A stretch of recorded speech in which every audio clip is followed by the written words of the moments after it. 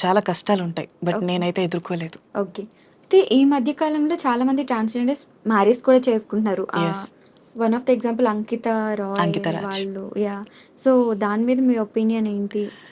So, దీని మీద నా ఒపీనియన్ అంటే నూటికో, కోటికో ఒక అబ్బాయి పెళ్లి చేసుకున్నారు కదా! అని అందరూ ఒకేలా ఉండరు కదా! హ్మ్. మాక్సిమం ఒక ట్రాన్స్ వుమెన్ దగ్గరికి వచ్చారంటే వాళ్ళు ఎక్స్‌పెక్ట్ చేసేది lust hmm. Or money. Hmm. ఈ రెండింటికి తప్ప వేరే ఎక్స్‌పెక్టేషన్ ఏది ఉండదు అబ్బాయిలకు. హ్మ్. సో, ఇది మా ట్రాన్స్ వుమెన్స్ తెలిసి తెలిసి లోయలో పడుతూ ఉంటారు. మరెందుకు మరంత తెలుసు కూడా? మా కమ్యూనిటీ వల్ల బ్రెయిన్ చాలా సున్నితంగా ఉంటుంది. హ్మ్. అంటే ఇప్పుడు స్త్రీలుంటారు. స్త్రీలు చాలా నిదానంగా, హ్మ్. చాలా సున్నితమైన మనసు కలిగి ఉంటారంటారు కదా! హ్మ్. వాళ్ళకన్నా 1000 రెట్లు సున్నితంగా మేముంటాం. హ్మ్. ఇప్పుడు ప్రేమ అనగాన అమ్మాయిలు ఆలోచిస్తారు చెయ్యాలా? వద్దా? అని. మేము గుడ్డిగా నమ్మేసే గొర్రెలం. హ్మ్. కసాయివాడు గొర్రెని చంపేస్తున్నా సరే, ఆ మనిషిని గొర్రె నమ్ముతుంది కదా! మేము హ్మ్. కూడా అంతే. ఓకే. మీరెవరినైనా లవ్ చేసారా ఇప్పటి వరకు? మీకేమైనా ప్రపోజల్స్ వచ్చాయా? ప్రపోజల్స్ అంటే నాకు ప్రపోజ్ చేయలే. ఓకే. ఇంకా పాస్ట్‌లో ఒక లవ్ ఉండేది. హ్మ్. సో, ఐ థింక్ అది నేను రియలైజ్ అయ్యి 2 ఇయర్స్ అయిపోయింది కూడా. ఏమైంది? సో, నాది ఎప్పుడు వన్ సైడ్ లవ్వే. హ్మ్. నేను ఎవరిని లవ్ చేసినా తనతో చెప్పాలి అనుకోను. హ్మ్. మేబీ తను నెగ్లెక్ట్ చేస్తే, ఒకవేళ ఇగ్నోర్ చేస్తే, నేను ఆ ఫీల్‌ని భరించలేను. ఓకే. అదే వన్ సైడ్ లవ్ అనుకో, తనని మళ్ళీ మళ్ళీ చూడొచ్చు, మళ్ళీ మళ్ళీ కలవచ్చు, హ్మ్. మళ్ళీ మళ్ళీ మాట్లాడొచ్చు అనే ఆలోచన ఉంటుంది. హ్మ్. సో, అది ఇంకా ఎక్కువ రెట్టింపు ప్రేమనిస్తుంది. హ్మ్. సో, నాకది ఇష్టం. ఓకే. ఒకవేళ తను నా లవ్‌ని యాక్సెప్ట్ చేసేస్తే హ్మ్. గొడవలు పట్టాలు, హ్మ్. చీదరించుకోవడాలు, నెగ్లెక్ట్ చేయడాలు హ్మ్. ఇవన్నీ నాకొద్దు. ఓకే. So, okay. ఇప్పటి వరకు మాట్లాడాం కాబట్టి ఒక సాంగ్ తీసుకొని దాని తర్వాత మళ్ళీ కంటిన్యూ చేద్దాం. ఓకే. సో, ఎవరైనా ఈ సాంగ్ వింటే కొంచెం గుండె గట్టిగా ఉంచుకోండి. ఓకే. నేను సాంగ్ అంటే కొంచెం ఏదైనా మీరే ఒక హింట్ ఇవ్వండి. మీ ఫేవరెట్ సాంగ్ ఏంటి? ఈ అలా సడెన్‌గా అడిగితేనే అసలు గుర్తురావు. నా బట్ పరిస్థితి కూడా సేమ్. బట్ ఏదో ఒకటి మీకు నచ్చిన సాంగ్, ఫేవరెట్ సాంగ్.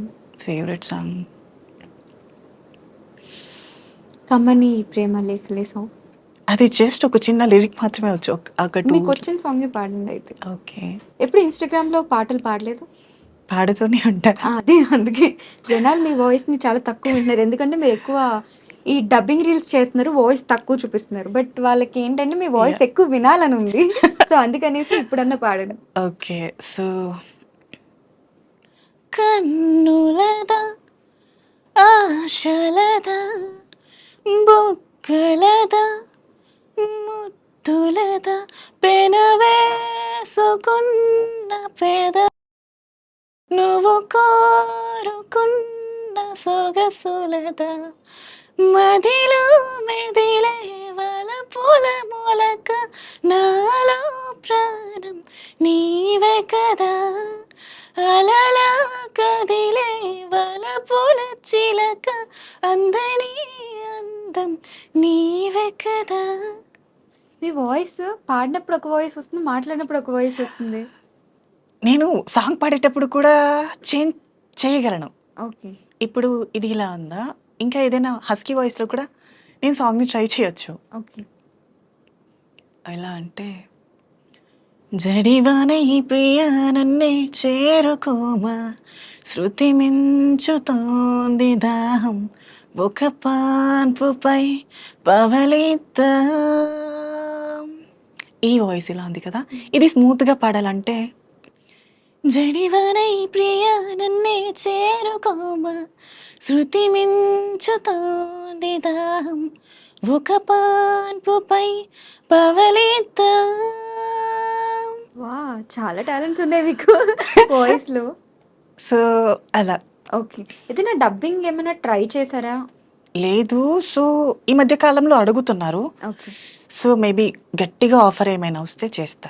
సమంత గారికి ఒకవేళ సమంత గారికి డబ్బింగ్ చెప్పే అవకాశం వస్తే? ఫస్ట్ మా చిన్మయి గారు బిజీగా లేకపోతే ఓకే.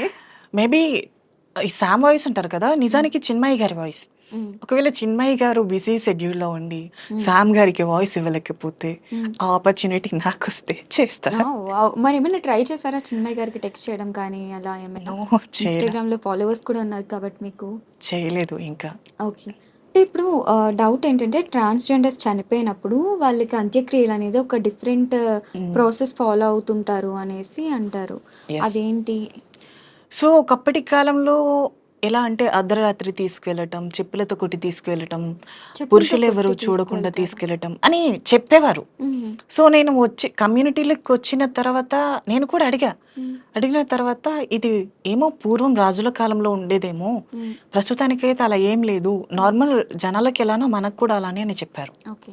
సో, అప్పుడు కూడా ఎందుకలా చేసేవారు అంటే, ఏ విధంగా ఉండేదప్పుడు? అంటే ఒక మనిషి అర్ధ ఎవరైనా అర్ధనారి చనిపోతే తనని హ్మ్. అర్ధరాత్రి తీసుకువెళ్ళటం. ఓకే. సో, స్త్రీ పురుషులు తన దేహాన్ని చూడకుండా చెప్పులతో కొట్టి తీసుకువెళ్ళటం అని చేసేవారంట. హ్మ్. సో, దానికి రీజన్ కూడా ఏంటంటే వచ్చే జన్మలో కూడా ఇదే జీవితం మాకొద్దు హ్మ్. అని ఒక ఓకే. అయితే ఇలా అడగొచ్చా? లేదా? అని తెలీదు. బట్ ట్రాన్స్‌జెండర్స్ అనగానే వాళ్ళకి మెయిన్ సోర్స్ ఆఫ్ ఇన్‌కమ్ 2 ఉంటాయి. ఒకటి బెగ్గింగ్ మనం ఆల్రెడీ యాహ్! మాట్లాడుకున్నాం. ఇంకొకటి వర్క్స్ చేస్తుంటారు ఆ యాహ్! విధంగా అనేసి.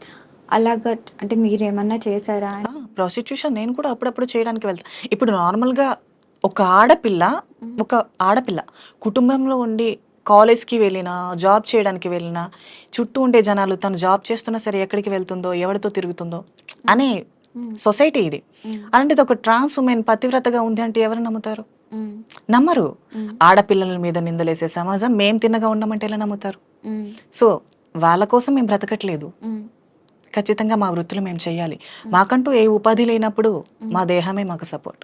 ఓకే. సో, అంటే ఆ టైంలో మిమ్మల్ని చాలా దారుణంగా ట్రీట్ చేస్తారనేసి కూడా చాలా కొంతమందుంటారు వింటుంటాం. డ్రింక్ చేసి వచ్చి హ్మ్. విసిగించడం, కొంతమంది కొట్టి వెళ్తారు, హ్మ్. కొంతమంది నానా మాటలంటారు.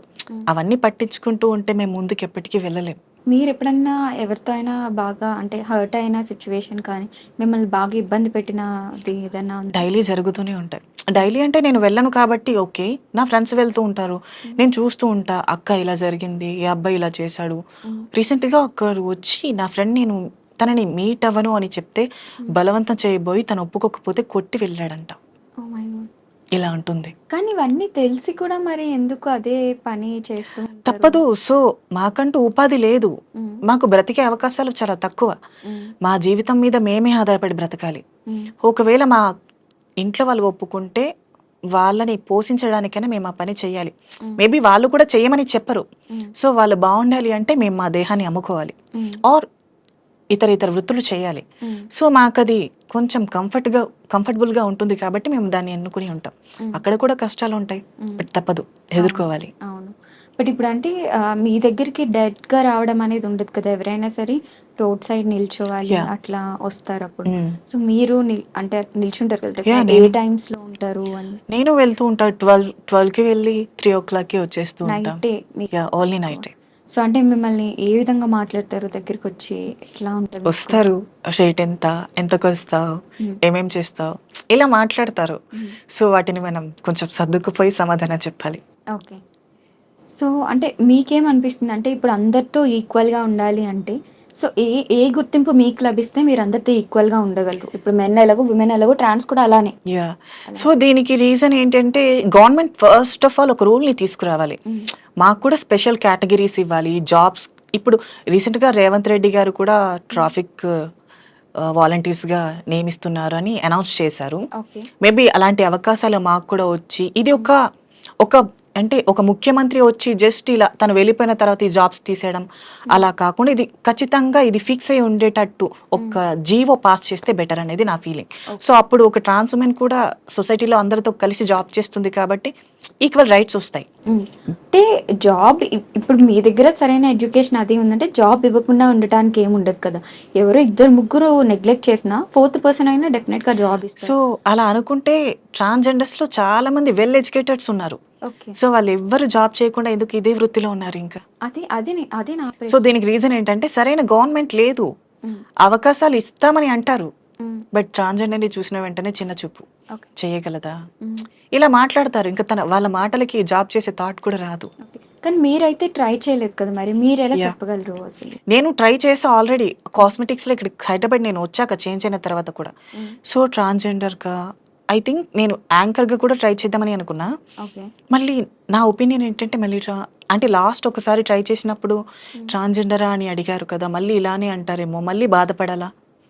సో అడిగారా అలా? మాటి మాటికి బాధపడడం కష్టం అనిపిస్తుంది కదా, ఉమ్, సో అందుకని ఆగిపోయా. ఓకే.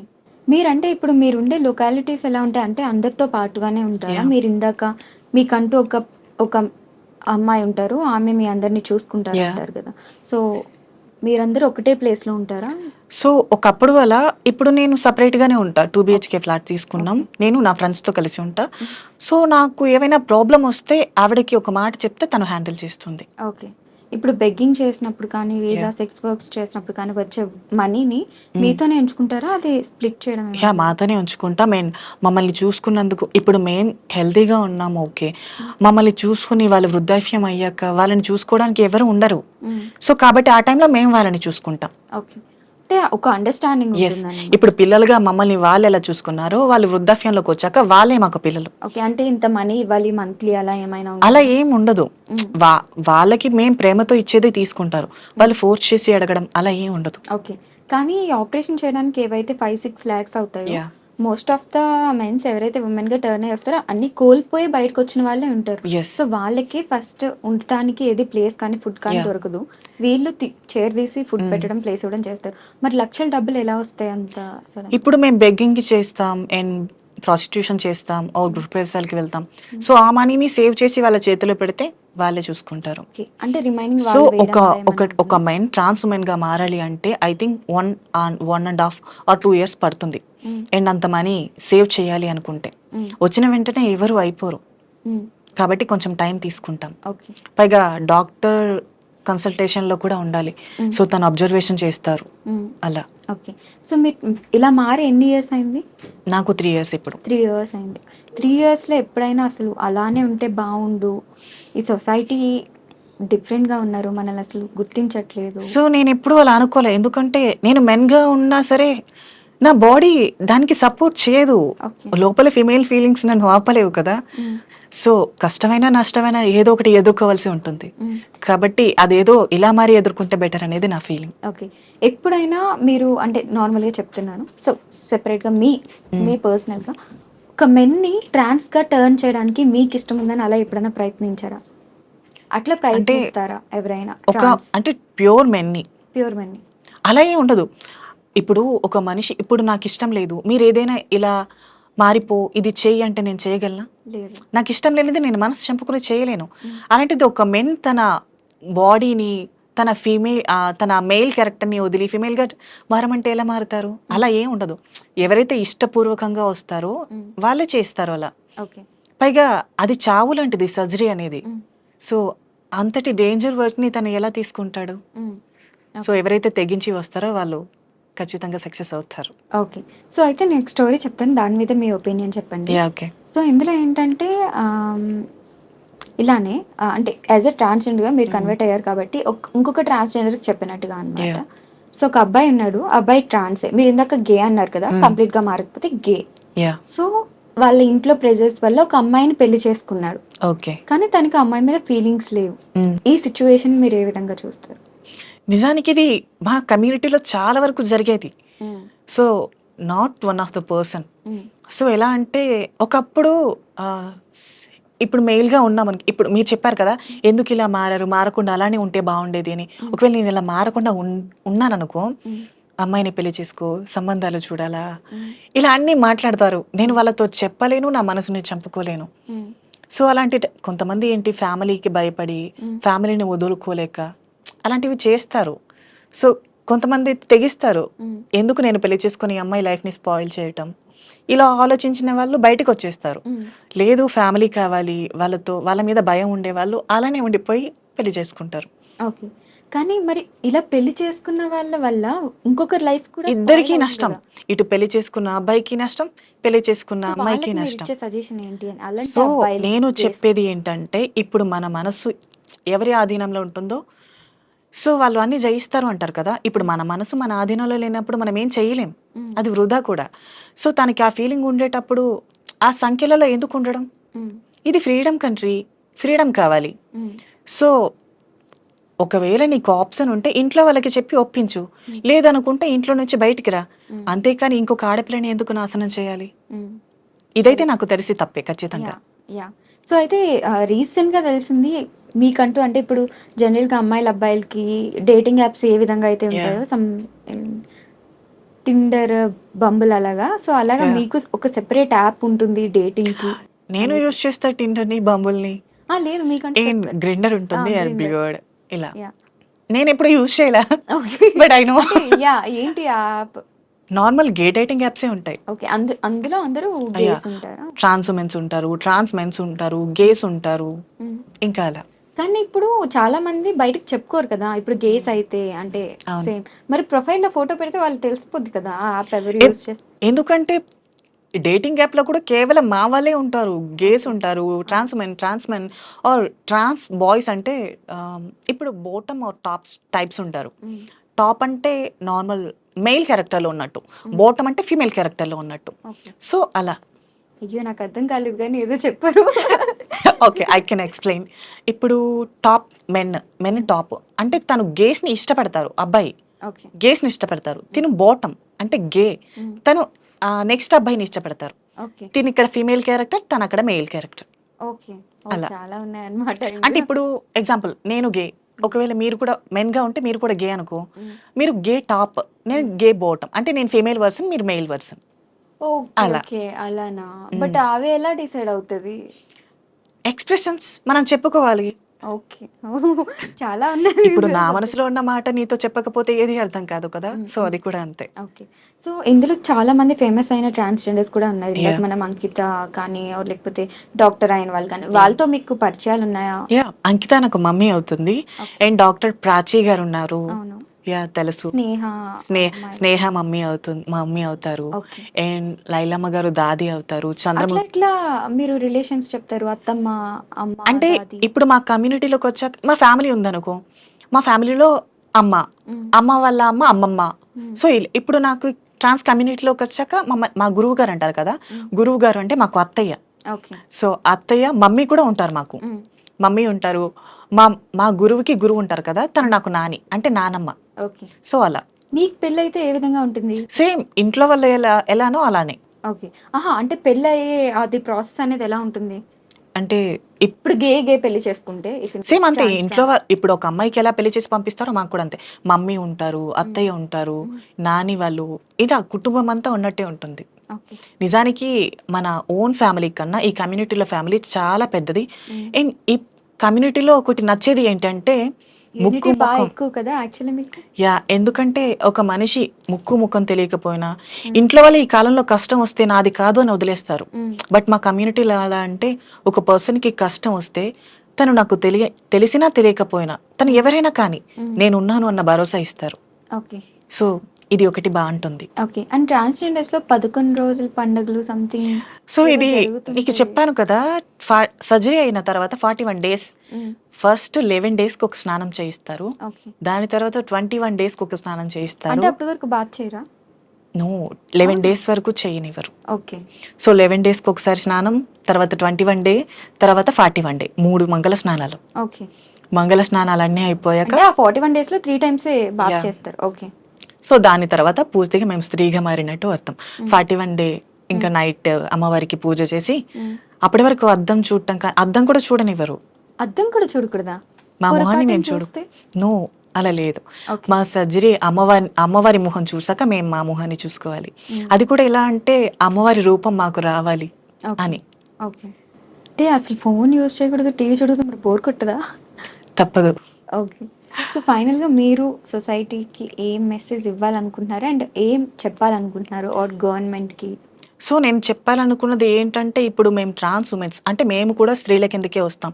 ఈ కాలంలో జరిగే చాలా అఘోరమైన అఘాయిత్యాలు స్త్రీల మీద జరుగుతున్నాయి. హ్మ్. సో, ఈ దాడులన్నీ మన భారతదేశంలోనే ఎందుకు జరుగుతున్నాయి అంటే, సరైన గవర్నమెంట్ లేదు, సరైన పొలిటీషియన్స్ లేరు అనేది నా ఒపీనియన్. హ్మ్. కాబట్టి ఇండియాని కొంచెం డెవలప్ చేసి, సరైన చట్టాలు తీసుకొచ్చి, ఆడపిల్లల జీవితాలు నాశనం కాకుండా చూసుకుంటారనేది నా విన్నపం. హ్మ్. సో, ఎవరైతే ఈ గవర్నమెంట్‌ని ముందుకు తీసుకెళ్తున్నారో ఖచ్చితంగా ఆడపిల్లల బాధ్యతల కోసం, వారి కష్ట నష్టాల కోసం, వారి మీద జరిగే దాడుల కోసం సరైన చట్టాన్ని తీసుకురావాలనేది నా ఒపీనియన్. ఓకే.